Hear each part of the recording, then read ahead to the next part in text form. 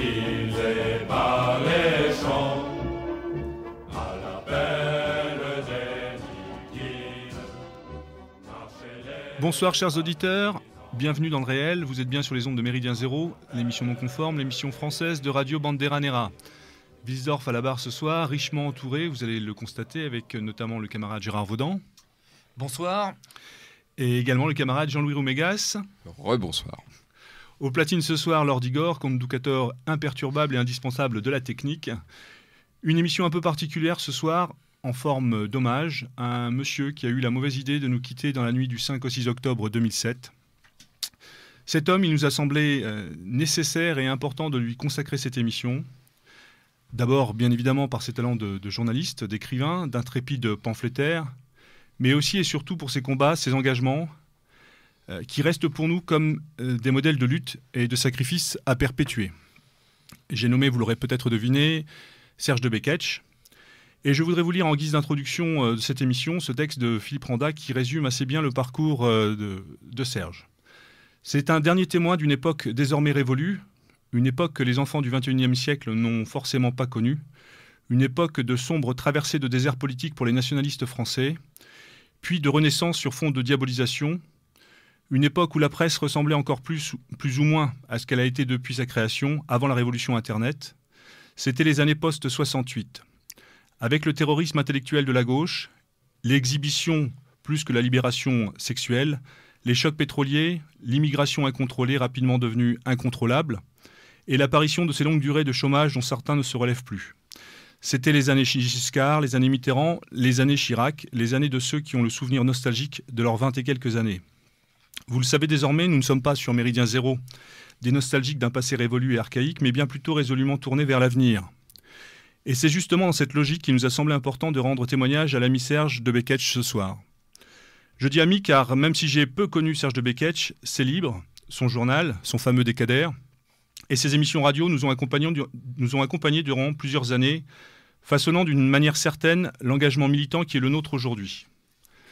Et pour ce faire, nous avons la grande chance ce soir et l'immense plaisir, pour parler de lui, de recevoir deux amis fidèles, monsieur Jean-Paul Chéric de Olmeta. Bonsoir monsieur. Bonsoir, merci de m'accueillir. Vous êtes écrivain, vous étiez chroniqueur au Libre Journal de la France Courtoise. Voilà, exactement. Et vous étiez co-présentateur dans l'émission de Serge de Beketch sur Radio Courtoisie. Enfin non, j'étais avec Serge. Moi, voilà. Et vous travaillez actuellement avec Gérard Marin, je crois, sur... Gérard Marin m'invite de temps en temps, Catherine Rouvier m'invite de temps en temps, Emmanuel Ratier m'invite souvent, et je suis très content de me retrouver à Radio Courtoisie. Bien. Emmanuel Ratier aussi, bonsoir. Bonsoir. Vous, par contre, vous êtes un habitué de Méridien Zéro. Oui. Vous êtes journaliste, écrivain, éditeur, et vous dirigez l'excellente et indispensable revue Faits et Documents, dont je recommande l'abonnement et la lecture, si ce n'est pas déjà fait, à tous nos auditeurs. Et vous êtes également patron d'émission sur Radio Courtoisie. Je laisse à mon ami Jean-Louis. Alors, l'émission, en fait, va être une émission, on va discuter autour du parcours et de l'itinéraire de Serge de Beketch. Mais nous a semblé quand même important, d'un point de vue biographique, de rappeler ses origines familiales qui ont une importance quand même assez conséquente dans son itinéraire. Je laisse donc ce soin à Jean-Louis. Alors, Serge de Beketch, en fait, était, de par son itinéraire familial, était sans doute prédisposé à tout ce qu'il fera de sa vie, aussi bien dans l'engagement politique que dans le caractère un petit peu échevelé. Puisque si on remonte, pas sur très très loin, sur en gros 2-3 générations, Serge de Beketch est le produit en fait du mélange de multiples origines. Donc, d'un côté, une origine française et de l'autre, évidemment, une origine russe, ce qui lui vaut... Alors, en général, on dit Serge de Beketch, mais au moins une fois, il faut quand même avoir dit son nom complet, hein, qui était Serge Yurevitch Verebrusov de Beketch. Donc, un nom bien russe et très long, ce qui fait qu'évidemment, on le nommait... Enfin, il s'appelait lui-même surtout Serge de Beketch. Alors, c'est une lourde hérédité guerrière, puisqu'il était d'un côté donc petit-fils d'un officier supérieur français. Dans la notice qu'Emmanuel Ratier lui a consacrée dans l'encyclopédie de la vie politique, on rappelle que dans ses ascendances, il y avait des amiraux, 2 amiraux, je crois, 2 généraux, donc un passé militaire bien important. Et donc, petit-fils d'un officier supérieur français qui s'est battu à Verdun, et aussi également petit-fils de l'aide de camp du général Dénikine, ce qui, bien sûr, faisait un lien très direct avec le générique de l'émission sur les Blancs. On peut rappeler qu'il a été créé par Alain Sanders et Bernard Lugan, les Partisans Blancs, qui est en fait donc un chant assez récent. Oui. Et je dirais par ailleurs sur une musique qui, elle, par contre, était traditionnelle. Et je dirais par ailleurs que la notice que je lui ai effectivement consacrée a été faite en liaison avec lui, qu'il l'a vérifiée, donc il n'y a pas d'erreur, à la différence des biographies du type Wikipédia qui sont très approximatives. D'accord. Donc, cette aide de camp du général Dénikine se maria avec une princesse, la princesse Verbroussova, qui finit par quitter la Russie au moment de la révolution bolchevique pour rejoindre la France à pied, à travers l'Europe. Le père de Serge Beketch fut intégré comme capitaine dans l'armée française. Le grand-père donc, fut intégré comme capitaine dans l'armée française. Et par contre, donc, le père de Serge Beketch, Yuri, fut élève à l'école des cadets, donc, qui était l'école impériale russe, qui avait été reconstituée en France à la suite de la révolution bolchevique. En 1940, il est fait prisonnier en Allemagne. Ensuite, il est versé au STO, il s'évade 3 fois, il finit en forteresse, il revient de captivité, il s'engage, il fait des études de médecine. Et comme sans doute une partie de sa génération, il a du mal quand même à réintégrer la vie civile, avec tout ce que ça implique en 1945, avec en particulier le poids des communistes dans la vie politique française. Et donc, il s'engage dans la Légion, et il meurt à Dien Bien Phu en avril 1954, le 19 avril 1954. Alors, ce qui est intéressant, c'est de voir qu'en fait, Serge de Beketch a ignoré quand même pendant très très longtemps les circonstances de sa mort, puisqu'il racontait qu'il ne les avait appris réellement qu'en 1977, c'est-à-dire plus de 20 ans plus tard. Donc Serge Beketch, du coup, est orphelin à l'âge de 8 ans, donc il va passer quelques années chez les pupilles de la Nation. Et à partir de là, bien sûr, on va lui connaître toute sa carrière, en particulier comme journaliste. Et c'est de cela que nous allons traiter donc aujourd'hui. Carrière de journaliste, mais pas seulement, puisqu'il y a tout ce qu'il y avait autour. On pourrait rappeler que le général Dénikine avait une fille qui était Marina Gray, qui était l'épouse de Jean-François Cap. D'accord, voilà. Est-ce que Serge parlait fréquemment de ses origines et de l'importance que ça pouvait avoir pour lui ? De l'importance, pas forcément, mais il était très, très heureux d'évoquer la Russie et qu'il avait connue à travers sa grand-mère avec des choses très drôles, des anecdotes, etc. Mais il disait pas c'est ça qui m'a formé à quoi que ce soit. C'est ça. Il avait des photos, toujours dans son bureau, oui. de ses grands-parents, de son père en particulier. Voilà, oui. En uniforme militaire. Mais son père, il a du mal à en parler. Il a fallu qu'il apprenne d'abord ce qui s'était passé, alors que ses grands-parents... Oui, parce qu'en fait, c'était bien qu'étant fils d'un militaire décédé à Dien Bien Phu, on n'avait pas accès au dossier militaire. Donc il a fallu attendre très longtemps. Donc je ne savais pas que c'était 77, pour qu'il ait accès, en fait, partiellement au dossier militaire de son père, pour savoir les circonstances dans lesquelles il était mort, etc. Et lever le secret militaire, en quelque sorte. Donc on voit quand même qu'il est marqué très tôt donc, par un environnement, on va dire, guerrier, enfin un environnement militaire, marqué aussi par le communisme d'une certaine manière, puisque toute sa famille a quand même subi les affres directement et indirectement, puisque l'engagement de son père, il saura, je sais, par un ami de son père qui était présent à Dien Bien Phu, qu'une des motivations a été aussi d'aller là-bas afin de s'engager dans la Légion pour aller se battre contre les communistes. Donc on retrouve en toile de fond cet engagement politique, en tout cas marqué par cet engagement-là. Il y a l'engagement du courage aussi, parce que quand on l'écoutait, il parlait de sa grand-mère, par exemple. Il a été entouré de quelques femmes qui étaient des femmes qui étaient des solides, costauds, qui étaient des guerrières aussi. C'est important, parce qu'il n'y a pas seulement le côté militaire, il y avait le côté familial de sa grand-mère qui était assez sévère, probablement, et tout ça, il l'admirait, et ça a fait partie de sa formation aussi. Est-ce qu'il expliquait le fait que finalement il n'est pas lui-même poursuivi dans cette voie militaire et que donc en fin de compte il est choisi une voie civile et en un sens je dirais heureusement pour nous. C'est parce qu'il avait l'appel du porte-plume. Voilà, oui, c'est ça, il ne se sentait pas non plus héritier de quelque chose dans la matière. Non, il se sentait plutôt héritier de grandes traditions, mais sur le plan familial, de principe, bien sûr. Mais il ne s'est pas cru obligé de faire la même chose que ses parents, quoi. D'accord. Donc après, s'ensuit, donc, comme l'a dit Jean-Louis, les pupilles de l'air, en l'occurrence à Grenoble. Il y reste quand même un certain nombre d'années. Je crois qu'il y reste 7 ans. Sa vie professionnelle démarre directement en 1966. Il rentre comme pigiste à Minute. Donc c'est le début d'une grande histoire. Oui, mais il connaissait déjà Jean-François Devet avant, puisque, comme je vous le disais tout à l'heure, lorsque je suis allé voir Jean-François Devet, nous étions à l'hiver 1962. Et c'est là que j'ai vu pour la première fois Serge. Quittant Devet dans l'escalier de la rue du Croissant, je croise un jeune homme mince comme un fil, calamistré, un costume magnifique, une belle cravate, un playboy. C'était Serge, et je l'ai revu que 30 ans après. Donc, et ça se passe en 62. Donc il avait déjà des contacts avant, parce que Devet n'a pas créé Minute comme ça, oui, bien sûr, d'un claquement de doigts, évidemment. Donc, pigiste à Minute, Oui. il y restera pas très longtemps, je crois. Il s'entendait pas très bien avec Devet, j'ai cru comprendre. D'accord. Il avait des caractères forts. Donc, en 1969, il est invité par Goscinny.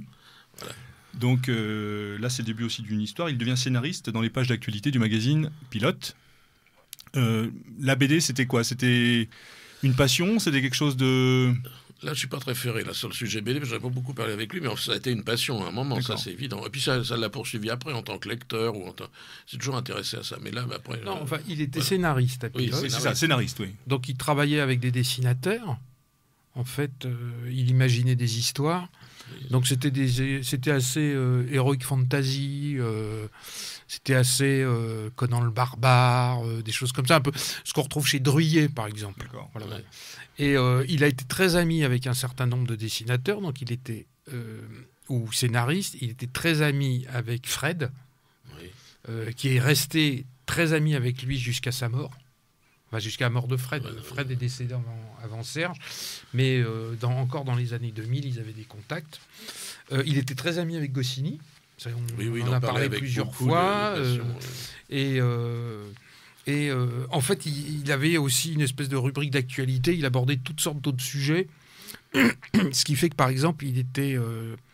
c'est des choses moi, j'ai parlé avec lui, mais qui était peu connu. Par exemple, il était très ami avec Jacques Bergier, par exemple. Ah oui. Qui est associé au mouvement Planète. Parce que lui, il était très attiré par tout ce qui était occultisme, ésotérisme. Comme Jean-Claude Bourret, les ovnis, tout ça, là. Oui, mais ça aussi. Mais c'était beaucoup. Ou les frères Bogdanov. Non, mais c'était beaucoup plus large que ça. Il y avait les trolls, les gnomes, la mythologie, etc. Moi, à l'époque, j'étais abonné à Pilote. Effectivement, c'était toujours très, très construit, les scénarios. Alors, un petit rappel, Emmanuel, qu'est Pilote pour les plus jeunes de nos auditeurs qui n'ont pas connu Pilote? Pilote, c'était un hebdomadaire assez révolutionnaire en matière de bande dessinée, parce que ça changeait à la fois de Tintin, qui était un hebdomadaire, et de Spirou. Et c'est là où se sont exprimés toute une série de nouveaux dessinateurs qui, par la suite, ont créé notamment les humanoïdes associés, etc. C'est-à-dire qu'il y avait un des très grands dessinateurs, excusez-moi, de Pilote, c'était Gottlieb, par exemple, Oui. avec les dingos dossiers, la rubrique à braque, etc., qui a eu une énorme influence sur la jeunesse. On n'imagine pas l'influence un peu comme on parle toujours de l'influence de Tintin, du journal Tintin. Bon. Mais à une époque... par exemple, l'influence qu'a pu avoir à une époque le premier Harakiri. Je ne parle pas du Harakiri d'aujourd'hui ou de Charlie Hebdo. Enfin, Attention, Charlie Hebdo, on va se faire plastiquer, Emmanuel. Voilà. Mais ça n'a rien à voir. Et c'était avec des gens beaucoup plus intéressants. Et ce qui est particulier, c'est qu'à l'époque, parce que, je ne sais pas si on en parlera, mais il était déjà engagé politiquement. Oui. Il était très engagé politiquement. Et... je vais jamais. Il se trouve que, vous savez, une des grandes choses, c'est quand on travaille avec des gens, en fait, il y a énormément de questions qu'on leur pose jamais. Oui, c'est vrai. Par exemple, quand j'étais allé voir Léon Degrelle, je suis allé le voir plusieurs fois, je lui ai dit, mais comment ça se fait que vous n'ayez pas de photos avec Hergé? Mais il me dit, mais on travaillait dans le même bureau. Oui. Et il m'a dit, mais est-ce que vous avez des photos de gens avec qui vous travaillez? Et c'est vrai, on ne fait pas de photos à son bureau. On fait des photos dans des restaurants, dans des fêtes de famille, etc. Peut-être un peu plus aujourd'hui avec les téléphones portables. Il n'y avait pas de photos. Quand on voit que la femme de Léon Degrelle a été la secrétaire d'Hergé, par exemple. C'était des choses comme ça. on n'en a aucun souvenir. Et donc, Serge, je sais que, par exemple, je ne sais pas s'il a été membre, par exemple, d'Ordre Nouveau, mais il en parlait souvent. Voilà. Donc... Si j'ai bien compris, Goscinny était quand même plutôt quelqu'un de droite, par ailleurs. Sans avoir d'engagement, mais moi, c'est l'impression que j'avais par rapport à cette époque. C'était pas quelqu'un qui avait en gros un engagement, ni forcément une sensibilité de gauche, par contre. Excusez-moi, Marquis. Mais oui, effectivement, j'ai eu l'occasion de discuter avec l'ami Guy Sagère, qui parle très bien de Goscinny, qu'il a très bien connu également. Oui, effectivement. Guy Sagère, par exemple, Mouminou, c'était quelqu'un qui collaborait, qui a écrit dans toutes sortes de revues où ça paraîtrait impossible. Si mes souvenirs sont bons, il a collaboré à Charlie Hebdo, par exemple, longuement. Oui, absolument. Bon. Ouais. Il était ami, enfin, il connaissait très bien le professeur Choron aussi. Voilà, ça le professeur Choron, ça c'est tout. Il suffit de lire Nab et ce genre de choses pour savoir que c'est pas exactement l'étiquette habituelle. On peut pas dire que c'est un gauchiste, quoi. Et d'ailleurs, c'était un ancien de la Légion étrangère. Ce qui était un point, d'ailleurs, Serge connaissait le professeur Choron, quoi. C'était des grandes amitiés. Mais pourquoi, à l'époque, il y avait une émulation artistique, intellectuelle, il y avait en fait, tous ces gens. Il n'y avait pas du tout les barrières idéologiques qu'il y a depuis. Enfin, pas aujourd'hui. En gros, depuis la fin des années 1970, je dirais. Ça a été instrumentalisé largement par François Mitterrand, mais ça date d'un peu avant. Et à l'époque, ça scandalisait absolument pas les gens. En plus, il y avait quand même le problème du communisme, donc à l'époque, c'était beaucoup plus... Les choses étaient plus claires. Oui. Et puis, c'était moins... Il y avait moins de... Il n'y avait pas un cordon sanitaire vis-à-vis de tous les gens qui avaient des idées nationalistes, quoi. Voilà. C'est très, très clair, ça. Alors, une petite parenthèse par rapport à cette période-là. Un engagement...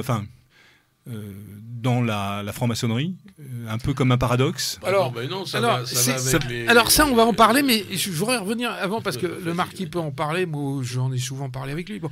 Mais je voudrais revenir quand même sur ce côté, en fait, très branché pour l'époque. Parce que ça paraît très vieux. Alors on dit Serge Beketch, Cato Tradi, Réac, Saint-Nicolas du Chardonnay, enfin vous voyez ce genre de truc, ses adversaires disent ça.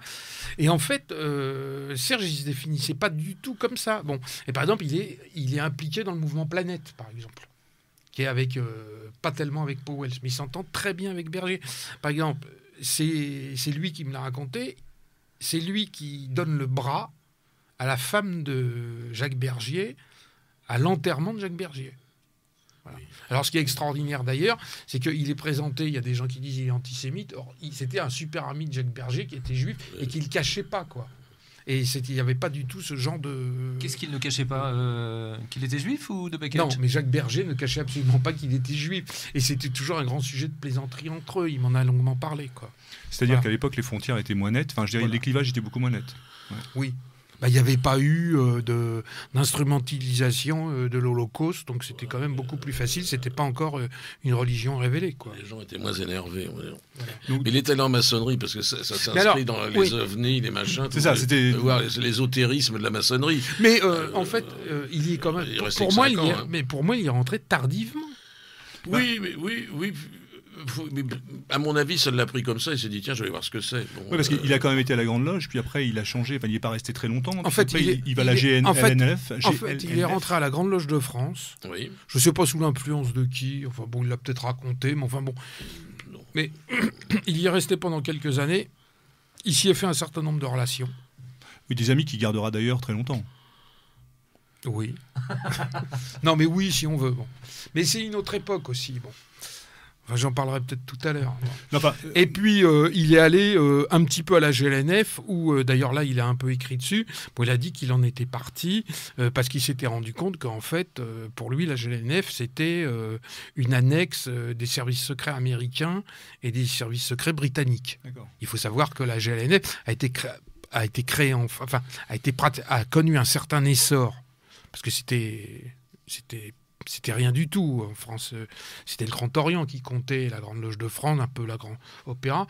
La GLNF, l'essentiel des membres de la GLNF jusqu'à la fin des années 60, en fait, ça avait été créé c'était des loges militaires de l'OTAN. Et comme ils n'avaient pas d'endroit où se réunir, ils ont pratiquement recréé, c'est pas exact, puisque la GLNF existait, mais elle comptait une dizaine de loges. Et les autres loges, c'était des loges militaires. Bon. Et Serge a considéré, il a écrit qu'il s'était rendu compte qu'on lui demandait un certain nombre de choses et que c'était lié avec les services secrets américains et anglais, ça lui a pas plu. Voilà. Mais quand il est parti, il a eu un petit déclencheur humain. Même je lui ai dit, qu'est-ce qui a fait que vous êtes parti?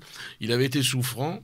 Et pendant 15 jours, il avait été immobilisé. Il n'y a pas un type de saloche qui lui a téléphoné. Il y en a pas un qui est venu le voir. Alors, ça a accéléré son départ. Il a trouvé que ça collait pas avec ce que la camelote vendue, quoi.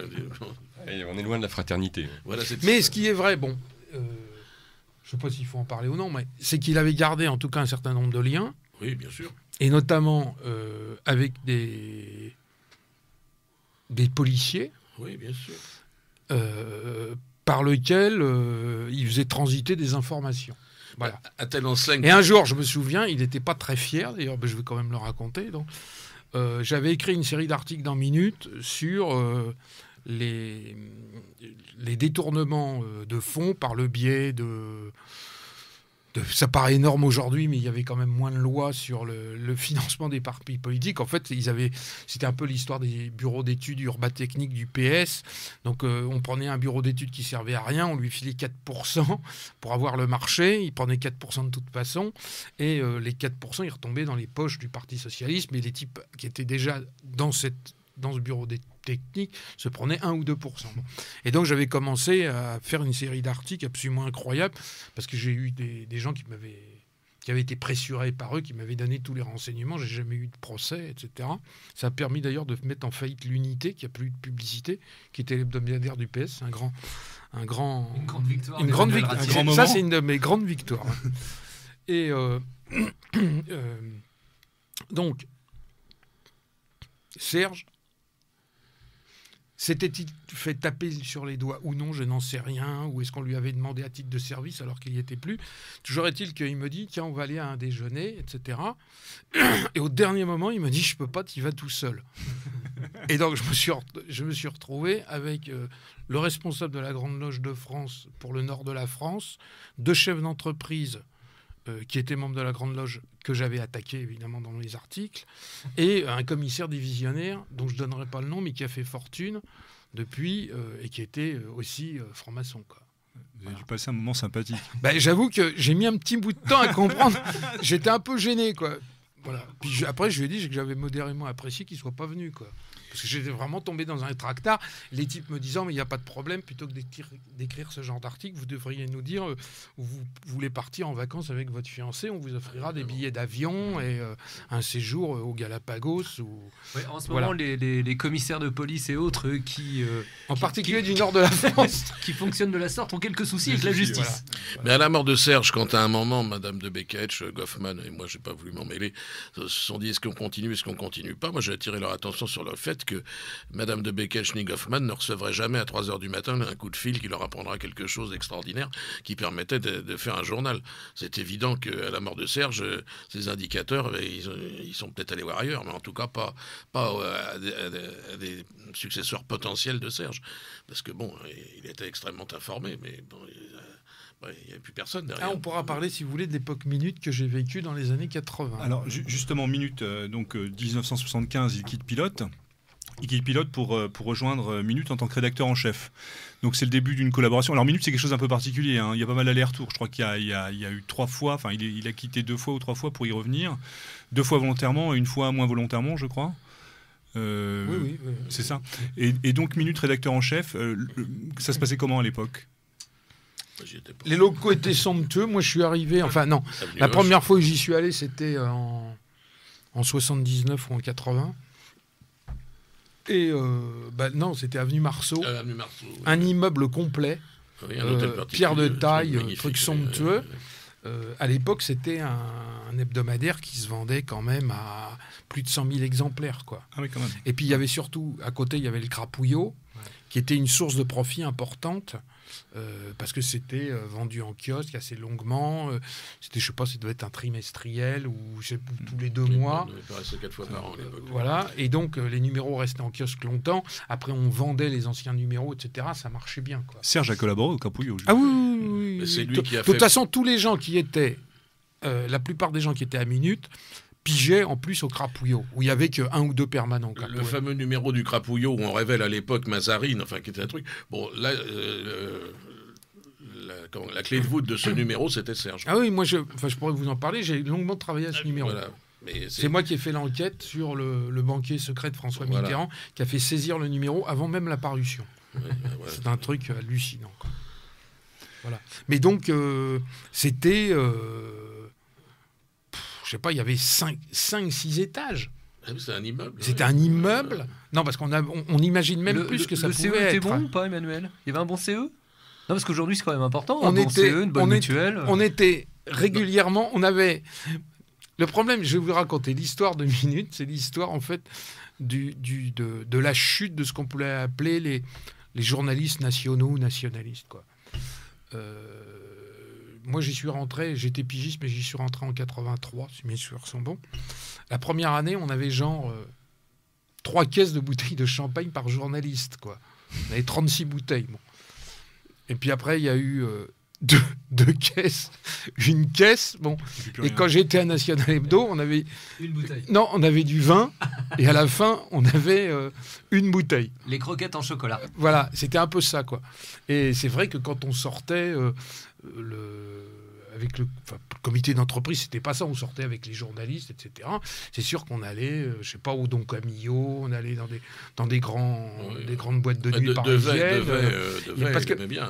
Il y avait aussi un des trucs, c'est que à Minute, les gens étaient... il y avait pas mal d'échanges publicitaires en marchandises. Parce qu'ils avaient une rubrique. Il faut savoir que la rubrique gastronomique et spectacle était tenue par Couder, qui était un personnage très respecté, qui était membre du Parti Socialiste, et qui, quand Minute s'est arrêté, est passé, c'est lui qui dirige les pages gastronomiques du Nouvel Observateur. Donc il n'y avait pas ce genre de clivage. Bon. Et donc comme il y avait des échanges marchandises, on était tout le temps invités dans des super restaurants où on ne payait pas. Parce que c'était les échanges marchandises. Ils nous disaient, on vous prend une page de publicité, et en échange, on vous donne 15 repas, par exemple. Voilà, c'est comme ça que ça se passait. Donc... En plus, on aimait la fête, parce que je disais, comme Jean-François Devet avait été l'équivalent de Carmen Tessier ou de Philippe Bouvard dans les pages de Paris Presse l'Intransigeant. Il avait un côté festif, Devet. Et dans sa colère contre De Gaulle, il y mettait une part de fête aussi, quand même. Oui, donc ça retombait sur ses collaborateurs. Donc on travaillait avec des gros moyens, ça c'est sûr. On travaillait avec des moyens, ça n'a rien à voir avec... On peut peut-être rappeler quand même que quand Devet a créé Minute, il a demandé à ses copains de lui prêter un peu d'argent. Et dans les copains, il y avait de mémoire Juillet de Réco, des Rothschild, Fernand Reynaud, des tas de gens qui après disaient « Oh, Minute est un drôle de journal ». Mais ils avaient amené leur pognon au départ par gentillesse pour Devet. Non, mais c'est un peu comme... mais oui, parce que quand il le crée, c'est pas pour ça. Un peu comme, par exemple, le Canard enchaîné, pendant longtemps, était purement un journal satirique. Et puis, avec Claude Angéli, dans les années 70, c'est devenu un journal très politique et très incisif, avec des enquêtes, ce qui n'existait absolument pas avant. Si vous prenez le Canard enchaîné il y a 40 ans, il n'y a absolument pas de révélation. Mais c'est des bons mots, c'est des contrepétries, des dessins, etc. Et Minute est un journal qui a évolué d'une manière en allant de plus en plus vers la politique. Mais la détermination de départ de Devet, il a quitté le confort de Paris Presse où il était le chroniqueur mondain, c'était de lutter contre la politique du général de Gaulle. C'était sa motivation première, de déglinguer de Gaulle. Devet, c'était son truc. Et ça lui a valu quelques soucis, puisque avant il vivait très confortablement, après il a eu des emmerdements qui vont avec l'antigaullisme. Et cette époque pour Serge, le rédacteur en chef, justement... Ah non, il n'était pas rédacteur en chef à cette époque-là, non. Il était... Non, il était... Au milieu des années 70, je parle. Au milieu des années 70, quand il quitte Pilote pour rejoindre Minute. Oui, alors il devient rédacteur, enfin il prend la tête des informations. Oui. D'accord. Et il devient rédacteur en chef, je crois, c'est en 79. Donc à l'époque, Minute, ça marchait moyennement, fort moyennement, et ils envisageaient plus ou moins d'arrêter Minute en 80, etc. Bon. Et arrive la victoire de la gauche, et il y a eu un épisode absolument extraordinaire, c'est que jusque-là, il faut comprendre que depuis 1958, c'était les gaullistes qui étaient au pouvoir en France. Bon, il y avait eu Giscard, mais c'était quand même les gaullistes qui étaient au pouvoir en France, qui tenaient les manettes dans les entreprises, à la télé, etc. Donc, par exemple, les élus, ils s'exprimaient où ils voulaient.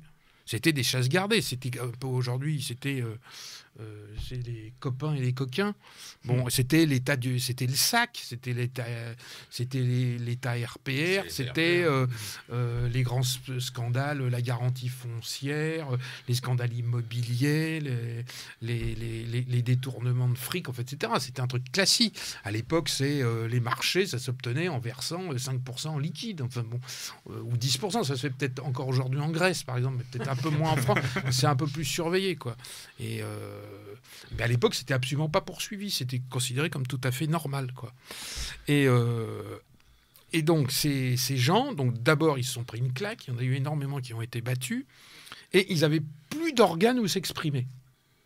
Parce que les journalistes, d'une part, il y avait quand même une petite épuration qui avait été conduite par les socialistes qui avaient besoin de placer dans les grands médias, à la télé, dans les radios, soit des journalistes communistes, soit des journalistes socialistes, et il y en avait quand même beaucoup à placer, plus tous ceux qui se sont révélés, donc ils n'avaient plus d'endroit où s'exprimer. Et à ce moment-là, ils ont commencé à donner des entretiens à minute, en particulier parce qu'il y avait Patrick Buisson.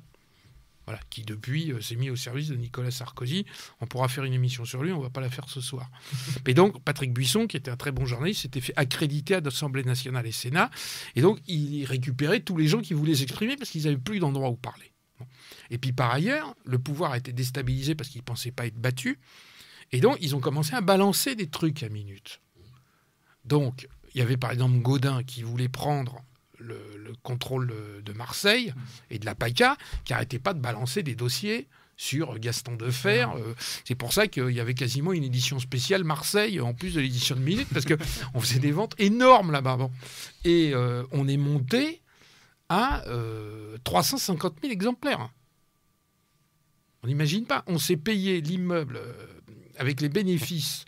Les actionnaires se sont largement servis, mais ils ont eu de quoi, en 2 ans, de faire construire un petit immeuble à la Défense. Oui, quand même. Alors qu'Avenue Marceau, on était locataire.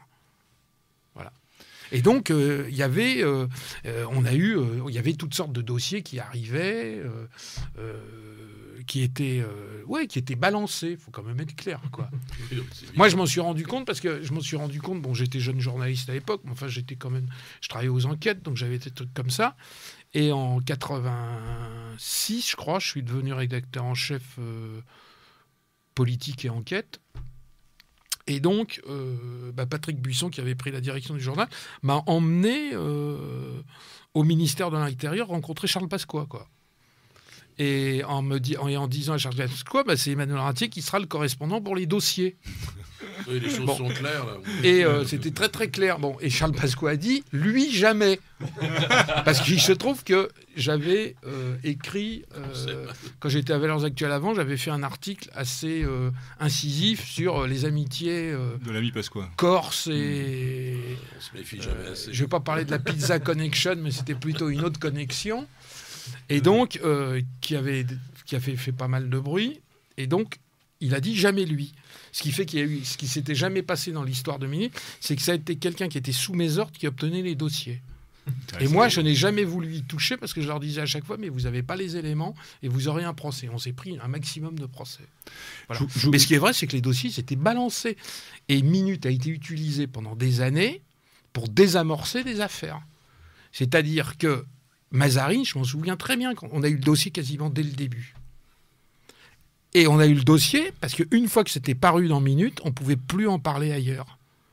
Ça voulait dire que c'était un truc d'extrême droite, donc que c'était pas fiable, et donc ils l'ont balancé exprès à Minute. Et ce qui est extraordinaire, c'est que dans les livres, on dit c'est Paris Match en je sais pas quelle année, 10 ans après qu'ils le révèlent. Alors que dans Minute, on a publié 10 fois la photo de Mazarine à tous les âges, à mesure qu'elle grandissait, on obtenait des photos. Voilà. Je vous propose de faire notre première pause qui va nous permettre de réentendre Serge de Beketch, qui nous donne quelques conseils dans son libre journal sur Radio Courtoisie pour établir l'ordre civil. C'est un enregistrement de mars 2007, suite aux émeutes de la gare du Nord, où Serge de Beketch donne sa recette coup de poing pour le moins pour solutionner le problème. tout est lié. Il y a une chose moi, qui m'a toujours paru quand même un paradoxe invraisemblable auquel personne ne semble sensible, c'est que on nous dit la France est protégée par son bouclier nucléaire. Hein. La France est protégée par la doctrine de la dissuasion. Alors je voudrais qu'on m'explique comment un président de la République qui détient le feu du ciel peut envisager de vitrifier une ville et demie de 5 millions de personnes, et de 5 millions de civils qui n'ont rien à voir avec éventuellement une attaque surprise contre la France, alors qu'il n'est pas capable d'envoyer faire couper en deux un type qui a violé 3 enfants avant de les assassiner. Et là, on est dans le même ordre d'idée. Comment voulez-vous demander à des gendarmes, à des gardes mobiles, à des CRS ou à des policiers de remettre de l'ordre? Alors, comment ils vont faire? Ils vont aller voir les gars en leur disant, écoutez, nous serions extrêmement obligés, avec tout le respect que nous vous devons, de bien vouloir cesser de balancer des pots de fleurs de 25 kilos du 4e étage, parce que vous risqueriez de porter atteinte à l'intégrité physique de certains de nos confrères ou certains de nos collègues, ce qui nous engagerait à peut-être être obligés d'entamer des poursuites contre vous. Voilà, c'est comme ça qu'on croit qu'on va rétablir l'ordre. C'est coup de pied dans le cul que ça se rétablit l'ordre quand on en arrive à ce niveau-là.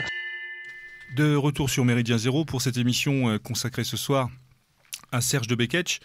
Nous en étions restés donc à Serge de Beketch, rédacteur en chef de Minutes, qu'il quitte en 1986 pour devenir responsable de la rédaction de National Hebdo à la demande de Jean-Marie Le Pen.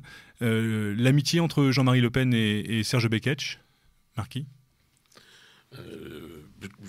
Tumultueuse. Enfin, au départ, une relation très, très aimable, et puis après, ça devient un peu tumultueux quand... Parce que on n'arrive pas à National Hebdo par hasard. Je veux dire, là, on part de plein pied dans le journal militant de parti. Absolument, mais là, c'est une période où là, moi, je ne suis pas préféré. Hein. Alors, ce qu'il y a eu, c'est qu'en fait, en 86, Jean-Marie Le Pen a proposé à plusieurs journalistes de Minutes, dont Serge, je crois à Patrick Buisson et à d'autres, d'être candidats pour le Front National sur les listes électorales, sur les listes départementales, puisque les élections se faisaient à la proportionnelle. Et ce qui est évident, c'est qu'il y a un certain nombre... ils auraient été très bien placés, et donc ils auraient été élus députés. Il y en a eu plusieurs élus députés, et puis finalement, à l'époque, le journal marchait bien, il fallait effectivement franchir le pas, et donc Serge, mais tous les gens à qui Le Pen l'avait proposé, ont finalement refusé. D'accord. Il y avait Serge député, ça aurait été grandiose. Oui, mais ça a été quelque chose. Hein. Oui, mais enfin, on a bien eu Hollande, hein, oui, donc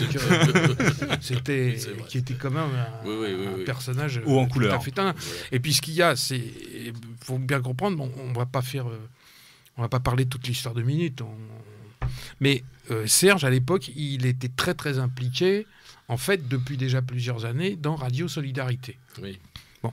Et Radio Solidarité, dont on parle peu aujourd'hui, Radio Solidarité, c'est l'ancêtre de Radio Courtoisie. Et il faut savoir que la fréquence de Radio Courtoisie est détenue toujours aujourd'hui par le CDARS, ça paraît au journal officiel au moment des renouvellements, qui est le comité de défense des auditeurs de Radio Solidarité.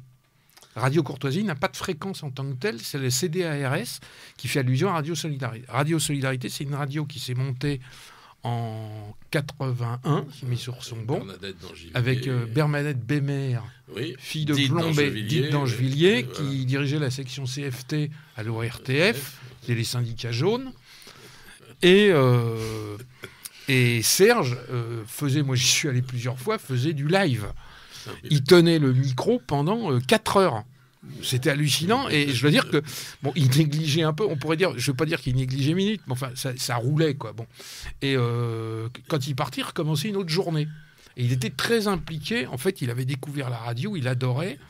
Et ça lui permettait de sortir de l'univers purement politique. Il invitait énormément de gens. Enfin, il avait un carnet d'adresses qu'il a augmenté, en plus. Et donc, il était très, très impliqué dans Radio Solidarité. Et en fait, Radio Solidarité a explosé en 86. La création de Courtoisie, c'est 87. Voilà, Ça, donc en fait, ça pète en 86. En fait, il y a une opposition qui apparaît, pour être très clair, entre, au minimum, la droite de conviction et le reste. C'est-à-dire la droite de conviction dans laquelle on peut inclure Griotteret, par exemple, qu'on va retrouver à Radio Courtoisie. Ouais, des gens comme ça, bon, qui sont encore inclus dans la majorité, qui sont dans la droite, la droite parlementaire, plutôt libérale, quoi. Et les autres. Et une fois que le pouvoir est redevenu chiracien, une fois que le pouvoir est devenu chiracien et qu'ils ont à nouveau le contrôle des télés, ils n'ont pas l'intention de laisser une radio libre. Ils sont très inquiets de la montée du Front National et donc ils ne veulent absolument pas laisser la radio à des gens qui sont considérés comme hostiles au pouvoir en place. Bon. Et donc ça pète. Et donc, ils vont monter à ce moment-là. Et Serge va être vraiment l'âme de cette affaire, parce qu'on parle toujours de Jean Ferré, mais il n'y a pas du... Je suis désolé, c'est pas Jean Ferré qui a été à l'origine de la... Il est intervenu, mais c'est Serge qui a fait l'essentiel du travail. C'est vraiment le déclencheur. Et c'est ce qui a abouti à la naissance de Radio Courtoisie. Alors donc, voilà. Donc en fait, il est et là, c'est vrai que qu'il est plus impliqué politiquement, vous voyez. Bon, donc ça peut parfaitement expliquer. Bon, en plus, il était rentré en conflit à minute avec Patrick Buisson, qui avait pris la direction de la rédaction. Il était opposé, donc il part et il passe à National Hebdo. À National Hebdo. En plus, parce que je crois que ça devait être Roland Gaucher qui devait toujours être le directeur. Bon, mais ils avaient besoin quand même. Bon, c'était le Front National marchait très très bien à l'époque, et donc il fallait. Ils étaient en kiosque, en couleur, etc. Minute était totalement en perte de vitesse parce que. Je vous passe les détails, mais il y avait eu une crise, il y avait une minute concurrence qui s'était créée. Normalement, etc. dans le milieu, c'est une scission, ou un poupouch. Oui. Mais là, ça avait été grave parce que le tirage, à l'époque, avant que ça pète, on vendait à 150 000 exemplaires, et 6 mois après, on vendait à 40 000, quoi. Donc on avait perdu, ils n'ont jamais été retrouvés. Voilà. Oui, c'est logique avec ce que vous expliquiez tout à l'heure sur le fait qu'à un moment, Minute, avec leur tour de la droite, même chiracienne au pouvoir, de fait, c'est vrai que Minute perdait aussi de son intérêt. En tant qu'instrument, elle devenait moins intéressante. C'est ça.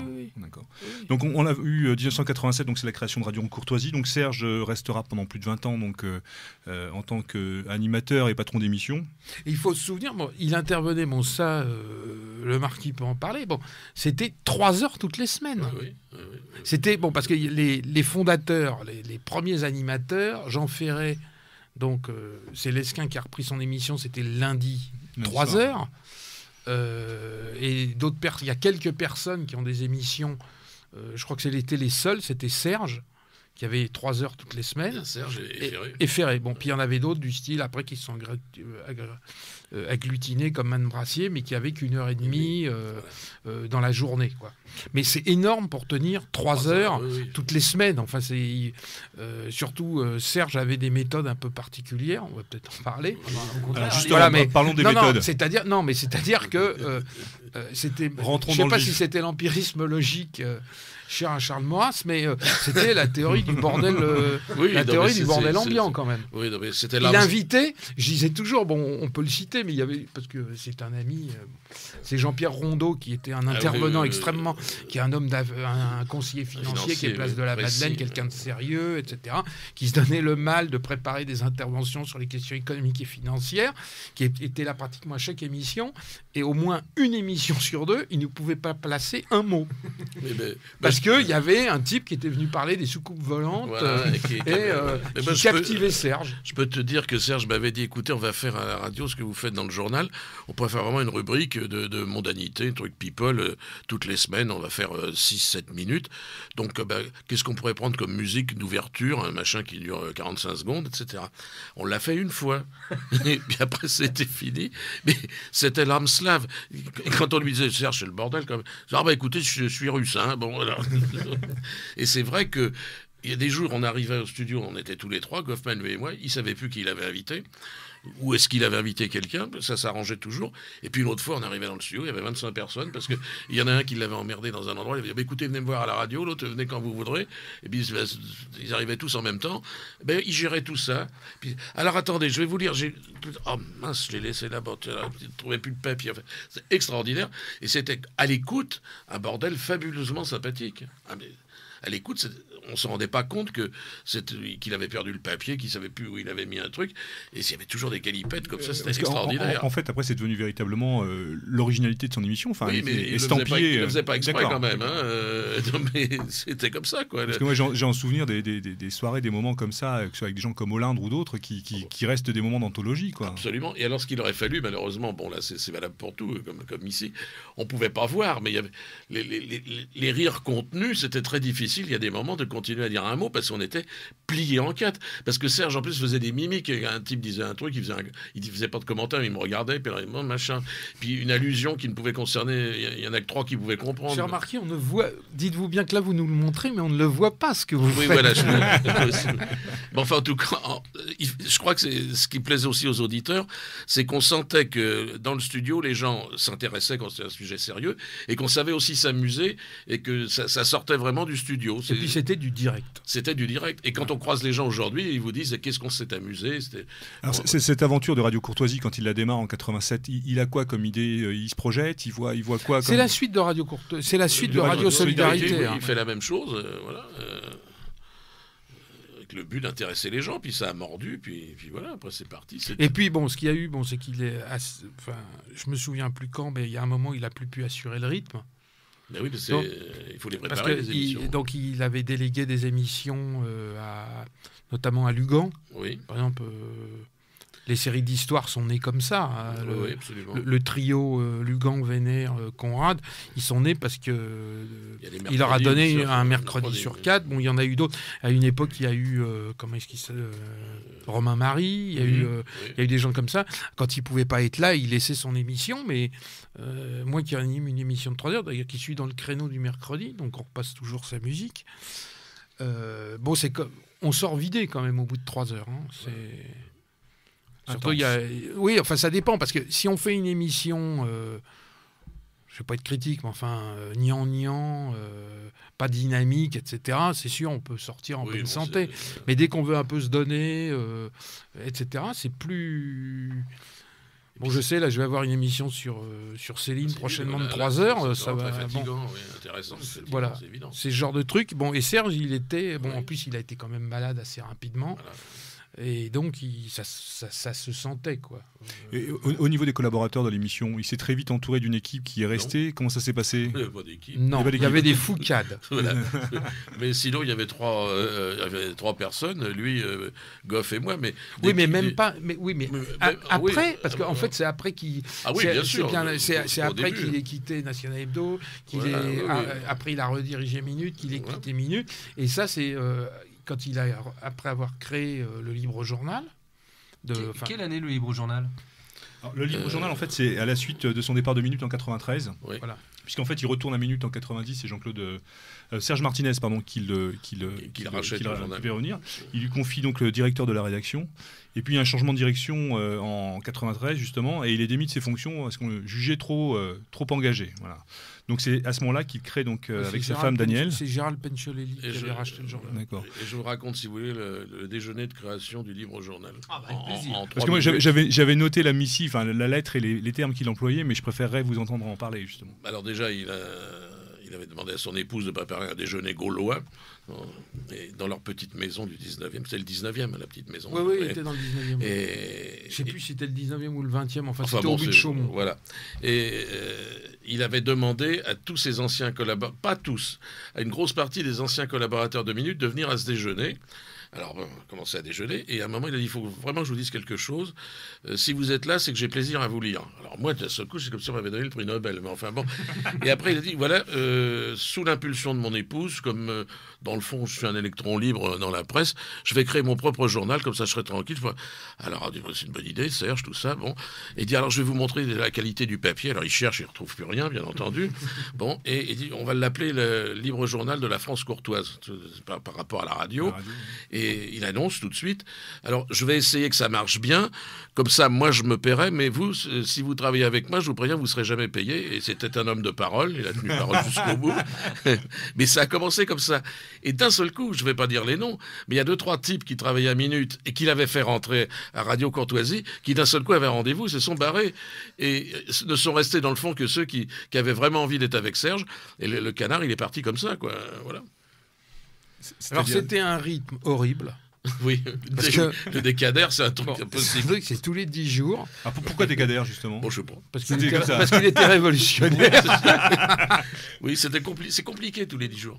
Non, c'est parce que... Je sais, vraiment, je sais pas. Mais il voulait pas faire un hebdomadaire. Oui, c'est ça. Non, c'est-à-dire qu'il considérait qu'il y avait des hebdomadaires, des quinzomadaires, des mensuels. Il trouvait autre chose. Donc il s'est dit 10 jours, mais c'était du délire. Moi, j'habitais à côté de chez lui, donc je passais souvent le voir. Et c'est un travail de Romain. De Romain, enfin de soutien, on est toujours là. Mais c'est un peu comme, comme le canard enchaîné, quoi. C'est-à-dire que c'était un fouillis monstrueux avec tout était dans l'ordinateur quand même. Et en fait, ça se décidait, ça se montait dans les dernières 48 heures. Des fois, c'est les derniers 3 quarts d'heure même. Voilà. Non, mais c'était ça, quoi. Il faut souligner quand même qu'au départ, Serge a eu un peu de mal à avoir des signatures. Et quand son journal a commencé à marcher, alors là, l'épiscopie sont arrivés en courant. Hein, et là, il a fallu trier. Alors, ce qu'il avait eu, il a eu Brignot. Bah oui, ça a aidé. Voilà. Donc Brignot, ça l'avait beaucoup aidé. Parce que Brignot, c'était une des grandes plumes, grand polémiste de Minute. Après, il avait été à National Hebdo. Oui, et donc, il a aidé Serge. Ah oui, et puis il l'a fait vraiment volontiers. Enfin, voilà. Il ne s'est pas fait prier. Mais je crois qu'il l'a aidé quand même après, parce que c'est après la crise. Hein. Oui, c'est là qu'il est revenu et que Serge lui a donné une double page. Ce qui a relancé un peu. Parce qu'en fait, ce qui a eu un épisode important, c'est quand il y a eu la crise au front. Qui a abouti à la scission, avec le départ de Bruno Maigret et des cadres, quoi. Voilà. Et là, on a perdu des lecteurs, on n'en a pas gagné. Oui, mais ça, c'est comme d'habitude. Oui, ça. Et donc, Serge avait pris très, très nettement position en faveur de Bruno Maigret, quoi. Donc ça l'a pas fait. Donc il s'est fâché avec Jean-Marie Le Pen. Bon, je raconterai pas tout. Mais enfin, l'épisode, on avait fait un dîner de la presse nationaliste chez Serge de Beketch, donc place Franz Liszt, là, en face de Saint-Vincent-de-Paul. Dîner somptueux d'ailleurs, parce que c'était toujours somptueux chez lui. Et il y avait François Brignot, il y avait Jean-Claude Varane, directeur de National Hebdo, il y avait Jean Madiran, directeur de Prémont, Camille Gallic, directrice de Rivarol, Claude Giraud, directrice de Mondévy, moi qui dirigeais déjà Fait Documents, lui, et Martin Pelletier pour National Hebdo. Jean-Claude Varane ne veut pas être là. Et ça s'est très très mal passé et ils ont vraiment failli en venir aux mains, pour ne pas dire plus. Et la rupture a été consommée ce soir-là. Avec les bouteilles. Voilà. Et Jean-Marie Le Pen avait été avait été très clair ce soir-là, en disant qu'il ne se laisserait pas faire par Bruno Maigret, etc. Et ça se déroulait un peu moins entre 15 jours et 3 semaines avant la scission, quoi. Et il y avait toutes sortes plusieurs personnes étaient intervenues en disant mais non, c'est pas possible, il faut que vous entendiez, c'est très grave pour le mouvement national, etc. Et Jean-Marie Le Pen avait dit c'est hors de question, je vais les virer, voilà, quoi. C'était dans l'air, c'était vraiment plus que c'était à l'air, tout le monde sentait que ça allait exploser, quoi. Donc la soirée était particulièrement électrique. Ouais.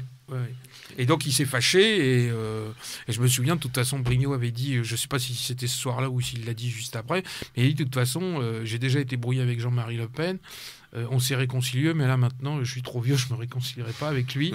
Et d'ailleurs il ne s'est jamais réconcilié avec lui. Voilà, quoi. Et là, le journal a tangué, là. C'était...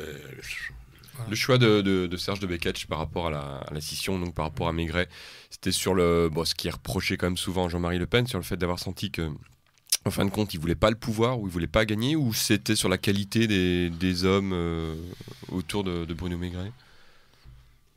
Non, c'est plus complexe que ça, quoi. Bruno Maigret, il était très intelligent pour flatter les gens. Jean-Marie Le Pen, il était plus brutal, et puis il avait quand même tendance à considérer que, en fait, on vivait sur le dos du Front National. D'ailleurs, je me souviens, il l'a dit au cours de cette soirée-là, et les gens l'ont très mal pris, quoi. Et Jean Madiran avait dit, mais c'est scandaleux, puisque de toute façon, moi, j'ai pas attendu le Front National pour monter présent, quoi. Oui. Pour être très clair, j'ai été le seul journaliste qui ne soit pas fâché avec Jean-Marie Le Pen, et tous les autres ont pris position, quitte à revenir par la suite, mais tous ont pris position en faveur de Bruno Maigret, sauf moi. C'est-à-dire qu'à l'époque, moi, j'ai considéré que les intellectuels avaient toujours tendance à perdre, et donc il fallait les rester avec les ouvriers, on avait plus de chances de gagner. C'est très très clair, hein. Moi j'ai fait une analyse politique, 95% de mes amis du Front National sont partis à ce moment-là chez Maigret, quoi. J'aurais dit, vous faites une erreur énorme, vous ne pouvez que perdre. Enfin bon. Non mais ça mériterait une autre émission. Voilà. Oui. Bien. On va faire notre deuxième pause musicale. Je vous propose un moment particulièrement savoureux, un extrait d'une émission donc, du Libre Journal, où Serge commente un petit peu la poésie des banlieues en reprenant les paroles de certains groupes de rap, et ça vaut son pesant de cacahuètes pour le moins. Je vous laisse apprécier. On parlait tout à l'heure vraiment du propos inacceptable qu'a tenu M. Sarkozy en parlant de la racaille. C'est vrai que c'est intolérable, enfin il faut bien le reconnaître. Et je dis qu'il aurait peut-être pu demander des conseils en matière de communication et surtout de courtoisie aux fins poètes élégiaques dont les textes meublent les musiques des rappeurs. Régal des amateurs. Alors, il y a une petite compilation. J'appuie sur la gâchette du groupe Nique ta mère, qui est quand même dans la série des troubadours élégants. C'est bien. Confiance en qui? La police, la justice, tous des fils de pute. Corrompus dans l'abus, ils puent. Je préfère faire confiance aux homeboys de ma rue, vu. Pas de temps à perdre en paroles inutiles. Police, machine décervelée, mandatée par la justice sur laquelle je pisse. Voilà. Chanson, alors groupe 113. Je crie haut, je baisse votre nation, l'uniforme bleu. Depuis tout petit, nous haïssons. On remballe, on leur pète le fion. Dans la file, ça va péter. Du commissaire au stagiaire, tous détestés. À la moindre occasion, dès que tu peux, faut les balayer. Bas les couilles, les porcs qui représentent l'ordre en France. Faut arrêter le journalisme, passer à la musique. La gars, il y a du pognon, là. Nique le système. Sniper, nique le système. Niquer le système, ils auront le feu car ils ont semé la haine. Qu'on les brûle, qu'on les pende et qu'on les jette dans la Seine. Il y a des soldats, des vrais guerriers dans le ghetto. J'aimerais être dans la peau de ce flingue, tenu dans la main d'un beurre qui verrait caler Le Pen. La France de Sniper. Pour mission exterminer les ministres et les fachos, la France est une garce et on s'est fait trahir. On nique la France sous une tendance de musique populaire. Les frères sont armés jusqu'aux dents, tous prêts à faire la guerre. Faut que ça pète. Frère, je lance un appel, on est là pour tout niquer. La France aux Français, tant que j'y serai, ça sera impossible. Leur laisser des traces et des séquelles avant de crever. Faut leur en faire baver, là, la seule chose qu'ils ont mérité. De toute façon, j'ai plus rien à perdre. J'aimerais les faire pendre. Notre seul souhait désormais, c'est de nous voir les envahir. Ils canalisent la révolte pour éviter la guerre civile. Salif. Extrait d'une chanson de Salif. C'est vraiment élégiaque, hein. Ah, c'est élégiaque.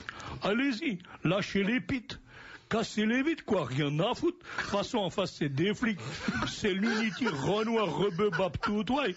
Mais si on veut contrôler Paris, tu sais, ça sera tous ensemble. Ça y est, les pites sont lâchées, les villes sont à chier, les vides sont cassées, les keufs sont lynchés. Enfin, ça soulage, faut que Paris crame. Le soir, à mort Le Pen, on redémarre la guillotine, pire qu'à Djibouti. Poitiers brûle cette fois. Pas de Charles Martel, on vous élimine puisque c'est trop tard, la France pète. J'espère que t'as capté le concept.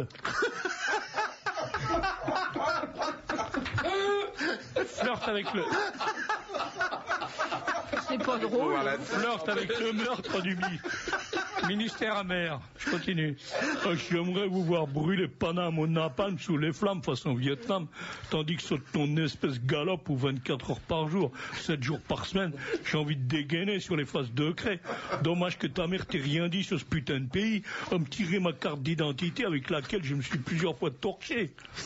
Ce sont des Français. Vous êtes sur Radio Courtoisie 95.6. Ces jeunes sont français, on ne peut pas.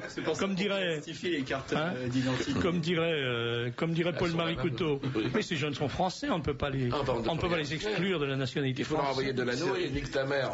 Nique ton mère. Serge, reposez-vous un instant. Est-ce que vous avez monsieur Il en R reste une. et son ami Besancenot là, alors j'essaye pas de rivaliser avec vous, hein, bien sûr. Mais la France c'est une garce. N'oublie pas de la baiser jusqu'à l'épuiser comme une salope. Il faut la traiter, mec. Voilà. N'oublie pas qu'ici c'est chez nous. Et alors on termine avec Fabé, l'impertinent. C'est vrai que c'est une impertinence incroyable, vous allez voir. C'est tout à fait impertinent. C'est physique, biologique. Au bleu, blanc, rouge, je suis allergique. Je leur en fais baver ces navets. Je peux les baver. La vie est une manif, la France une vitre et moi le pavé. Alors, vous comprenez, quand après on vient dire, oui, vous comprenez, monsieur Sarkozy, n'est-ce pas, exagéré en traitant ces gens-là de racaille. Moi, vous voulez que je vous dise que c'est ces gens-là? C'est de la merde. C'est pas de la racaille, c'est de la merde. Ça se traite pas au Karcher, ça se traite au lance-flamme, des gens comme ça. Bravo. Voilà Serge. ce que je pense. Bravo, monsieur de Beckett. Vous n'êtes pas seul. Ta mère, nique ta Vous mère. n'êtes pas seul. De retour sur Méridien Zéro pour cette émission consacrée ce soir à Serge de Beketch. Je voulais rappeler un petit épisode aussi, 1995. Serge est appelé au poste de directeur de communication de la mairie de Toulon. Voilà, donc c'est une petite parenthèse, mais qui était peut-être intéressante à signaler, qui nous permettra de parler un petit peu du personnage, de son caractère, de son tempérament. Marquis, vous allez pouvoir nous en dire deux mots. Écoutez, moi j'ai retenu une chose déjà, c'est ça l'arrangeait d'aller à Toulon parce qu'il avait quand même quelques difficultés. On vient d'évoquer que c'était pas un journaliste facile à caser, mais déjà il était assez désespéré d'être à Toulon parce qu'il n'était pas près de sa femme. Et ça, faut le souligner, Daniel de Beketch a énormément compté dans la vie de son mari. Et puis, il a commencé à avoir des misères de santé à Toulon. Et puis après, alors, je ne connais pas trop les détails, il n'a pas dû être tout à fait obéissant. Déjà, Serge paré du titre de directeur, moi, ça m'a toujours un peu amusé. Et c'est là que vous voulez peut-être que je vous dise aussi... Voilà, c'est parce qu'on parlait juste à l'instant, un peu hors antenne, on parlait du personnage, sa rectitude et à la fois son non-conformisme. Voilà, moi ce qui m'a séduit chez lui, c'est que j'ai rencontré quelqu'un qui correspondait à ce que je crois en matière la France, Dieu, la monarchie, enfin bon, tout ça en béton, et acceptant quand même d'en discuter, mais ça peut donner l'impression d'avoir affaire à quelqu'un qui est dans le fond borné quand on a des piliers comme ça bien précis. Or, en réalité, Serge était totalement anticonformiste et avait une telle charité qu'il acceptait même de supporter des choses qui lui paraissaient insupportables pour lui. Et je vous l'ai dit aussi hors antenne. À un moment, moi, je me suis posé la question, puis on a ri quand j'en ai parlé. Je lui ai dit, Serge, je crois que vous m'aimez bien parce que je représente tout ce que vous détestez. Et il m'a dit, oui, mais j'ai beaucoup réfléchi. Voilà. D'accord, c'est qu'on pouvait aborder en fait tous les sujets, ça ne posait aucun problème. Sans aucun problème. Mais il fallait pas évidemment cracher sur le bon Dieu ni sur la France, on est bien d'accord. Sur la République, oui, sans problème. Mais pour tout le reste, on pouvait même le faire varier si on argumentait. C'était quelqu'un quand même très ouvert. D'extrêmement ouvert. Bon, je donnerai juste des exemples parce que c'est moi qui ai fait l'intermédiaire pour. À l'époque, j'avais pas d'émission, donc je pouvais pas les inviter, mais donc je venais souvent avec Serge. Et donc c'est moi qui ai fait venir Dieudonné. Oui, voilà. Qui est venu, une des rares apparitions qu'a fait Dieudonné à Radio Courtoisie, c'est moi qui événement quand même. C'est pas rien. Oui. Et si mes souvenirs sont bons, ça doit être la première émission qu'il y a eu Alain Soral. Si mes souvenirs sont bons, oui, à Radio Courtoisie, c'était avec Serge. Bon. Mais Serge, il rencontrait quelqu'un qui n'était pas de son avis. Il lui disait, c'est pas grave, vous venez. Mais bien sûr, on va discuter. On s'engueule en direct. Non, mais voilà, c'est tout à fait bien. Alors, il y a eu juste une anecdote, parce que ça s'est mal passé, parce que le chevalier n'a pas été correct avec Serge. Il lui avait promis un certain nombre de choses au niveau du salaire, du logement, etc., que Serge n'a jamais pu, donc il est fini par repartir. Mais on peut dire qu'il a mis un peu de cette espèce de dynamisme, voire plus. Il a un peu dynamité la mairie. Oui, oserais-je dire à l'époque. Voilà, un côté très rock'n'roll. Il y avait des journalistes qui avaient demandé, je crois, être accrédités pour je ne sais plus quelle manifestation, etc. Et il leur avait envoyé une carte de visite. D'ailleurs, ça devait être à Charlie Hebdo. Ça a été reproduit. On a dit vous êtes des ordures. Un truc comme ça. C'était en gros, c'est vous êtes des ordures. Ou tous les journalistes de Charlie Hebdo sont des ordures. Vous n'aurez pas accès à la salle de réunion. Pour ça, il y a les éboueurs. Voilà. Grand diplomate. C'était comme ça. Bon, alors évidemment, ça avait fait un scandale. Voilà, c'était le genre de choses. Bon, mais il fallait le prendre sur le ton de la plaisanterie, quoi. Voilà. Alors on a dit ah là là, mais regardez, c'est les fascistes, etc. Bon, voilà. Effectivement, ça peut C'est comme à côté, il avait une grande amitié pour les fascistes, pour le fascisme. Il adorait il était très ami avec un certain nombre. Moi, j'ai déjeuné avec lui à plusieurs reprises, avec des exilés italiens de mouvements nationaux révolutionnaires italiens qui avaient été obligés de s'exiler en France pour pas aller en prison en Italie. Le portrait de Mussolini dans son bureau. Voilà, et on se retrouvait c'était dans le passage des Panoramas où il y avait un restaurant qui était tenu par des exilés italiens. Voilà, il cachait pas un certain nombre d'amitiés. C'est vrai, il y a un beau portrait de Mussolini dans son bureau. Oui. Place France-Litz. Oui. Voilà. Mais il y avait des portraits d'autres gens. Oui, de Grelle. Je voudrais revenir un instant quand même sur le Libre Journal, la version papier. Le travail, on l'a évoqué un petit peu, ça se passait de manière toujours très anecdotique. Au niveau des plumes, des gens qui ont collaboré, ça fonctionnait comment pour les articles ? Les gens envoyaient leur papier, Serge les lisait, coupait un peu, arrangeait, et puis après, Goffman et moi, alors là, on vérifiait l'orthographe, les machins, et puis après, on faisait le montage du journal, on faisait le chemin de fer, comme ça, tranquillement. C'était tiré à combien d'exemplaires ? Ouais, j'allais poser. Je me souviens plus à la fin. La grande époque. Plusieurs millions ? Ah non. Non, je sais pas, on va dire un peu plus de 5000 abonnés, et puis, mais ça a toujours tourné autour de ça, non ? À peu près, Mais c'est incroyable que ça ait duré aussi longtemps quand on voit les affres et les difficultés dans lesquelles se débattent les différents journaux de la mouvance depuis si des années. Si vous ne payez pas les gens, ça vous pose déjà moins de problèmes. Ouais. Mais je crois que malgré tout, ça a laissé quand même pas mal lorsque Serge est parti, le journal était quand même assez mal en point. Non, c'est pas que le journal était mal en point. Ça, c'était typique de Serge. On va en parler parce que je ne sais pas si la question a déjà été abordée. Mais Serge, qui était malade, il faut le rappeler, qui était miné par la maladie, mais qui était miné en plus par les soucis financiers, parce que la maison qu'il avait s'était en partie écroulée, était devenue inhabitable. Alors donc très intelligemment, il avait dit « je ne rembourse plus mes prêts ». Donc la maison a été saisie, et donc il devait continuer à rembourser ses prêts, il n'avait plus de maison. Donc c'était un truc formidable. Ça, c'était tout Serge, quoi. Et puis Serge, les papiers l'ennuyaient. Alors il avait eu un épisode d'ailleurs qui l'avait beaucoup marqué psychologiquement, c'est quand il avait été interpellé. Bon, pour un article, je crois à propos du vaguement révisionniste. Et la justice avait exigé qu'il donne le nom du signataire, il avait refusé. Et donc ils ont fini par, je sais pas, il a dû se refuser de se rendre, je me souviens plus, à la réunion, la rencontre avec le juge, etc., la convocation. Donc il s'est fait embarquer par des flics. Après il a été fouillé à corps. Il a été fouillé à corps, fouille rectale. Ouais. Enfin, il a eu droit à tout. Ça l'avait beaucoup marqué, quoi. Et donc il détestait. On peut pas tout raconter, il faudrait 10 heures, je me rends compte aussi. Mais il était pour les médecines parallèles, Beljanski, le G5, pas le G20, mais le G5, la silice liquide. Enfin, il y avait toutes sortes un peu du luberlu parfois qui venaient, mais aussi des gens de médecine traditionnelle intéressants. Bon. Des gens dangereux. Et donc, il reçoit le renouvellement de commission paritaire. Donc, il faut faire un dossier pour renouveler sa commission paritaire. Il ne fait pas le dossier. Et un jour, il reçoit une lettre de la commission paritaire lui disant « Vous n'avez plus la commission paritaire. » Comment ? Ça, je crois que ça n'a jamais été raconté, mais je suis désolé, il faut le dire. Oui, non, mais dis-le, moi, ça m'a été raconté par lui et par son épouse. Oui. Bon. Donc, ils se sont retrouvés avec un truc qui était simple, c'est que les numéros qu'ils envoyaient, où ils avaient 30 centimes à la poste, ils se sont retrouvés à payer 1 franc 50, quoi. Donc, c'était mortel. Et sa femme avait dit mais c'est pas possible, Serge, tu fais n'importe quoi. Mais il y avait un côté un peu très slave chez lui. Et oui, c'est ça. Mais justement, c'était son excuse. Il avait écouté, je suis slave, alors bon, c'est le bordel. Et donc, elle a refait le dossier.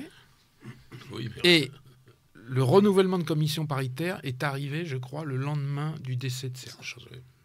Voilà.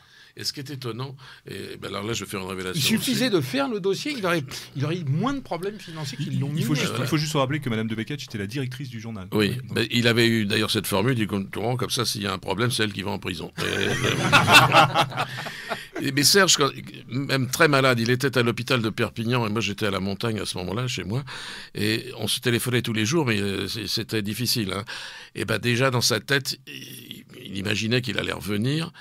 Et il voulait refondre complètement son journal. Et il m'avait dit, Jean-Paul, on travaillera tous les deux, nana. Et il voulait faire totalement autre chose, que ça ressemble plus à ce qui s'était fait. En réalité, ça a continué jusqu'au numéro 416, comme ça avait été depuis le début. Voilà, mais il n'a pas pu... Parce que le Libre Journal, c'est 416 numéros. Ah oui, ils sont arrêtés ininterrompus. Ininterrompus. Ouais, j'ai la fierté qu'il n'y a pas un numéro où je ne suis pas dedans, ne serait-ce qu'une ligne. Depuis le premier numéro jusqu'au dernier, j'ai toujours lu un truc quelque part. Oui. Plus ou moins important, mais ça, c'est ma fierté. Alors, on trouve certains numéros en ligne, notamment le dernier numéro avec les hommages de numéro 416 est disponible, on peut le trouver sur Internet. Parce que, voilà, et on le trouve sur le site, justement, d'en parler. On peut retrouver la totalité des émissions de Serge, de Radio Courtoisie. Alors, je ne sais plus le nombre exact, mais il y en a quand même une certaine quantité. Elles sont disponibles. Oui, centaines, voilà. Et donc, elles sont disponibles depuis 1987, l'intégralité jusqu'à la fin.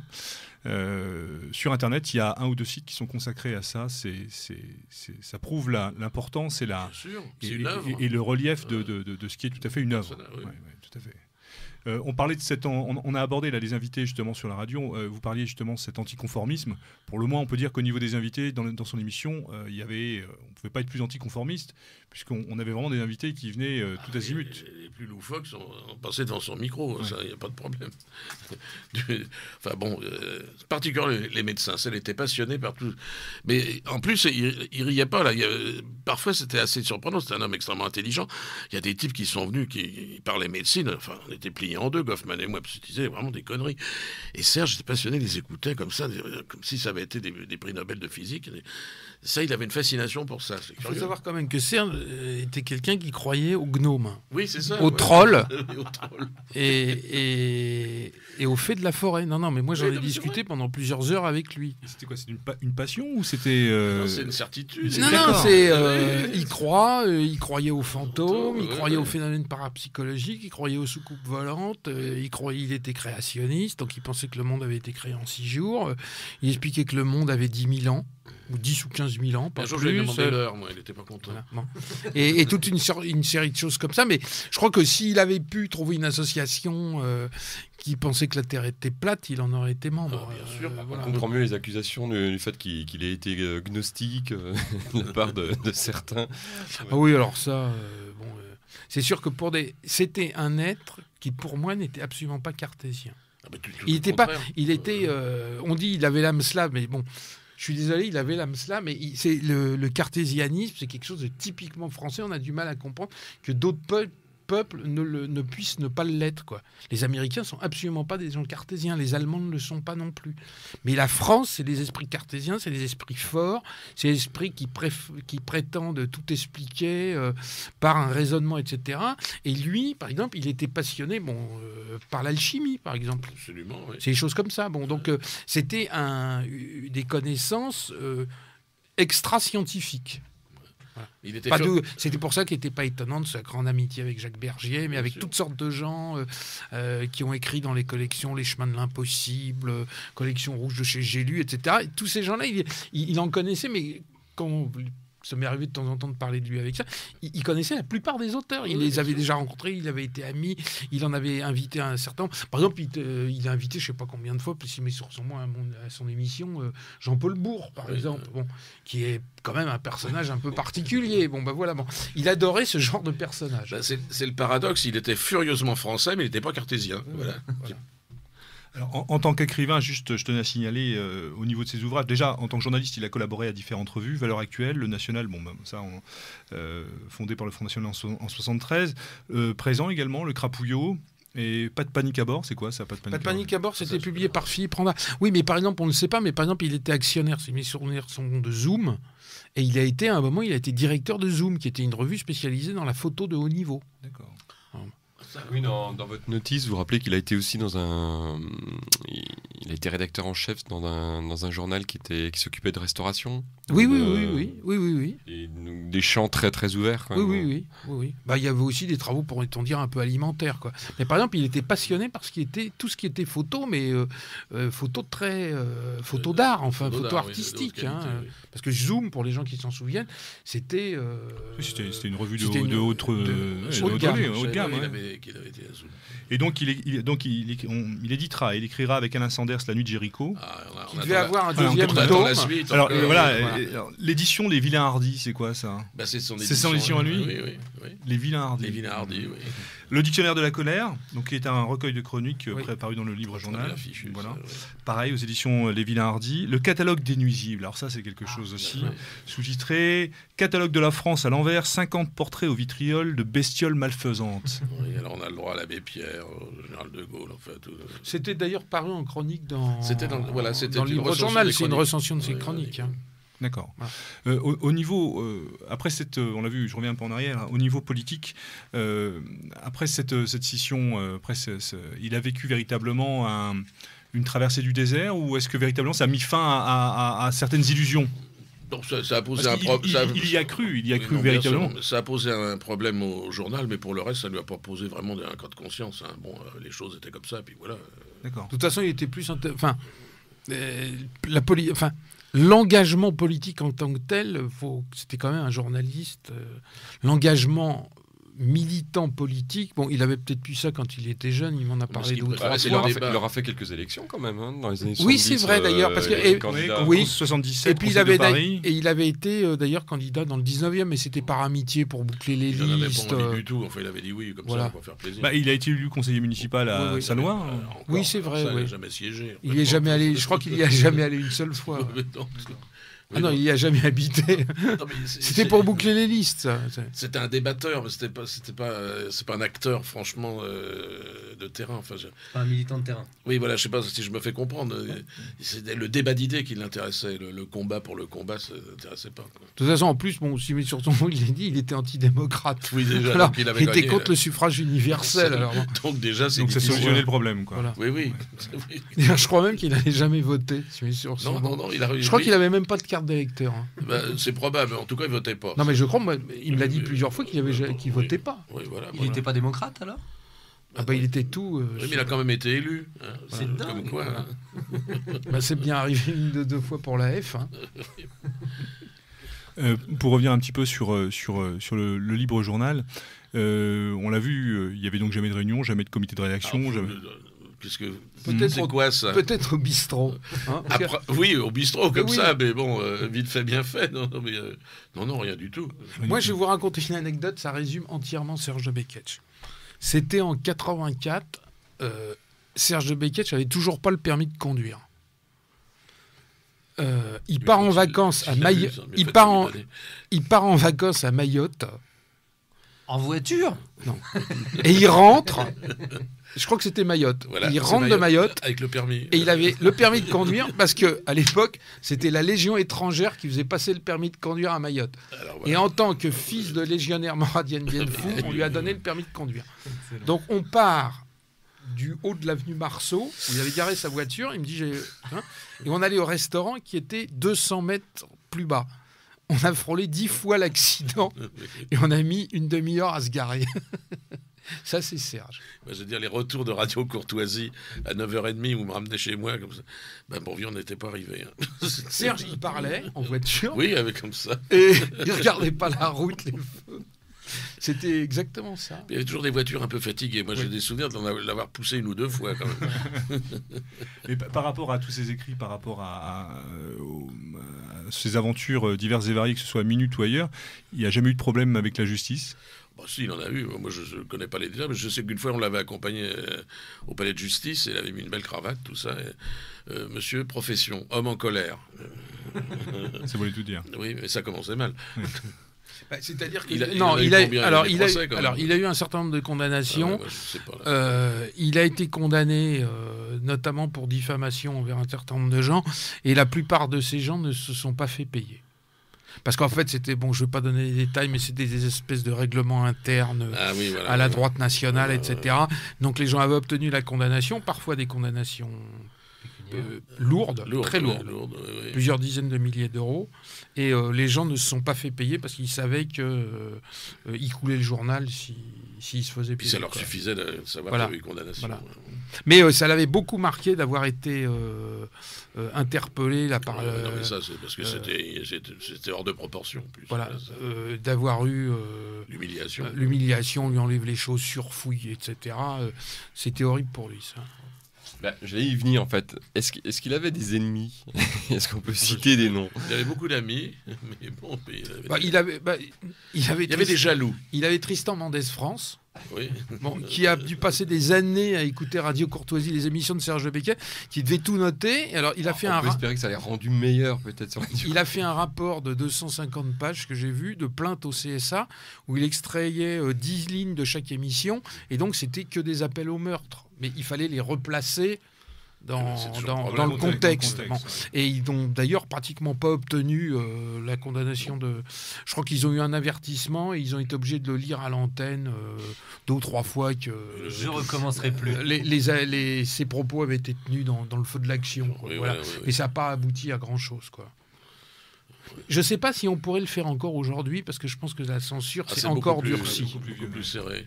Voilà. Mais des ennemis, il en avait, moi je ne vais pas le dire, mais il y a deux, par exemple, si mes souvenirs sont bons, c'est quand même lui qui avait invité Robert Faurisson ouais. pendant plusieurs émissions, mais c'était dans les années 80, mais il avait participé, il avait eu 3 heures, quoi. Enfin bon...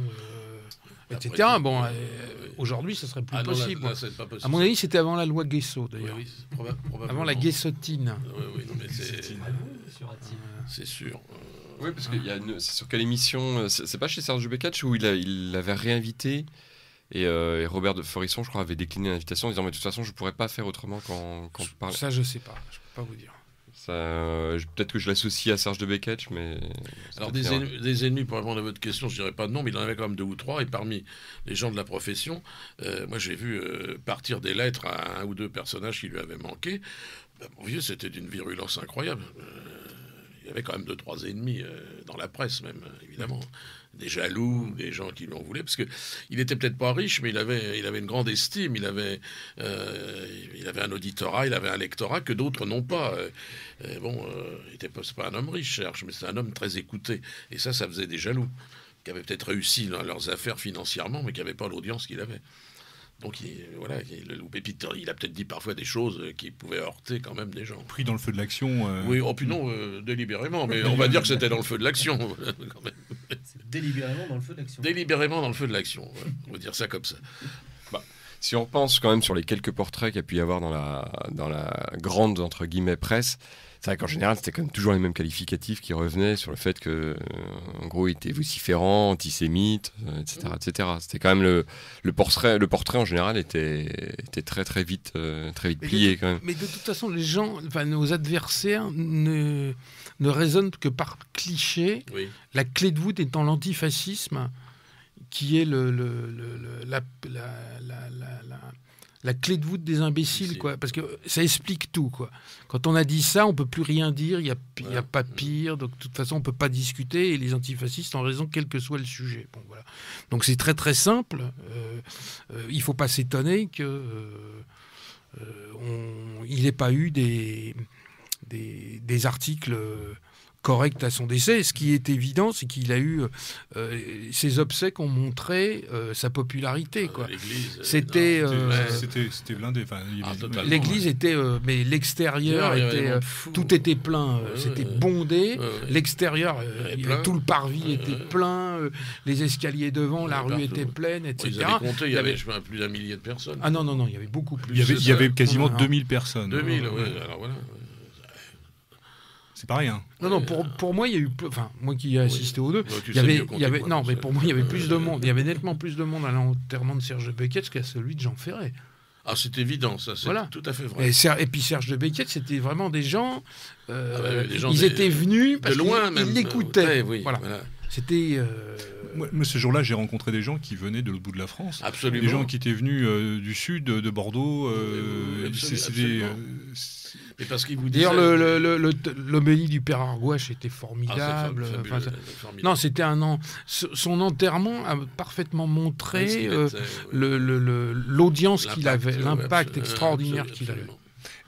Est-ce que la continuité du libre journal s'est posée après alors sans vouloir trahir des secrets de famille ou autre, est-ce que c'est pas vraiment posé longtemps, on peut pas continuer, puis c'est tout. Mais la question s'est posée malgré tout. Il y a eu un temps d'hésitation, on dit qu'est-ce qu'on fait, il y avait toujours quand même 2-3 trucs on aurait peut-être pu faire 2 numéros. Ouais. Puis après, après d'un seul coup, il fallait mieux rester sur le symbole. Le dernier numéro, c'est celui de Serge. Puis voilà. Non, mais on s'improvise pas chef d'orchestre. Voilà, exactement. Puis c'est ce que je disais tout à l'heure. Même Serge, si ça paraît de l'improvisation. Non, mais il y avait une question de contact. Mais c'est ce que j'ai tout à l'heure. Il y a des gens qui devaient lui téléphoner parfois à 2h du matin pour lui donner une information, ce qu'il n'aurait pas fait. Il avait ni son à propre Goffman, réseau. Ni à moi, ni à son épouse. Donc déjà, on aurait manqué de matière. Et puis Serge, quand même, tenait un peu ses auteurs. Quand même. Je veux dire, il disait ça, je te le passe pas, ça, je te le passe. Donc qu'est-ce qu'on aurait fait Donc voilà, il fallait mieux arrêter. Il est mort, le journal est mort. Et après tout... c'est très bien comme ça. C'est ces institutions qui meurent avec celui qui les a créées. Quoi. Et c'est aussi bien comme ça, je trouve, pour la mémoire de Serge. Et puis voilà. Parce que de toute façon, ça aurait foiré. Quoi. Au bout de 3 numéros, ça aurait été terminé. Donc, pas la peine. Non, on n'a pas de... Enfin, d'abord, c'était Madame de Becquet, je décidais. Elle n'a pas mis très longtemps à dire bon, on arrête. Voilà. Et justement, la maison d'édition dont on parlait tout à l'heure, Les Vilains Hardis, c'est ça là ? Oui, c'est ça, Les Vilains Hardis. Oui. Ça existe toujours aujourd'hui ? Je pense que oui, je sais pas. Alors là, je sais pas. Je sais que ces livres sont, notamment le catalogue des nuisibles, sont encore bien évidemment disponibles. Non, mais c'est oui, parce que Madame de Becquet les avait fait rééditer ces ouvrages parce qu'ils avaient été épuisés, donc elle les a fait rééditer. Bon, je sais pas exactement comment on peut les trouver, mais on doit toujours les trouver. Mais vous savez, une maison d'édition, c'est peut-être juste un nom. Oui, bien sûr. Notamment, ça pourrait être intéressant de porter à la connaissance de beaucoup. Je ne sais pas sous quelle forme, mais de retrouver les numéros plus anciens du Libre Journal ou d'en faire une compilation ou de pouvoir, je sais pas, enfin, je crois qu'il y a là peut-être un travail à faire pour essayer de remettre, parce qu'il y a une véritable anthologie qui mériterait d'être portée à la lecture de beaucoup. C'est une très bonne idée. Je vous passe le bébé. non, parce que le problème, c'est par exemple, quand on pense par exemple au texte par exemple, de François Brignot, par exemple.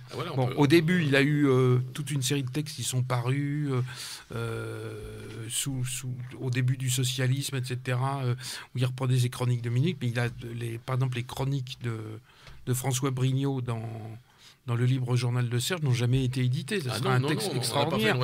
Il y a eu les textes d'ADG ont été publiés au Dilettante, mais censurés, ce qui fait que tous les passages qui n'étaient pas politiquement corrects ont été supprimés. Donc ça n'a aucun intérêt.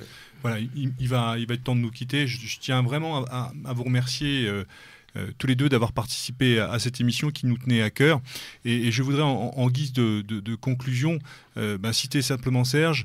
Et puissions-nous, nous aussi, résister à sa suite, résister à la pensée unique, au politiquement correct, à la censure ethnique, aux faux culs démocrates, aux avaleurs de parapluies en tout genre, aux petits flics, aux mafias politiciennes, aux curés tordus, aux imbéciles sectaires, aux voyous apatrides, aux détraqués normatifs, aux féminilistes, aux beaufs, bref, à celles et à ceux qu'il épinglait dans son catalogue des nuisibles. Merci à tous pour cette émission. Merci Gérard. Merci Jean-Louis.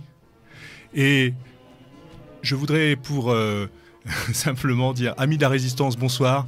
Et plus que jamais, à l'abordage et pas de quartier.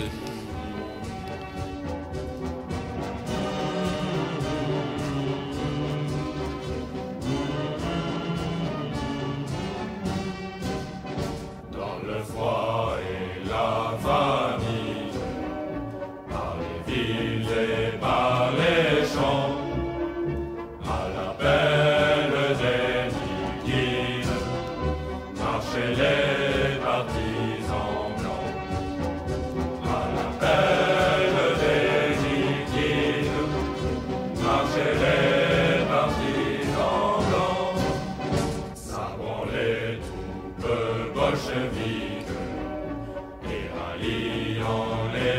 ardemment dans leurs campagnes épiques qui traquaient Trotsky tremblant.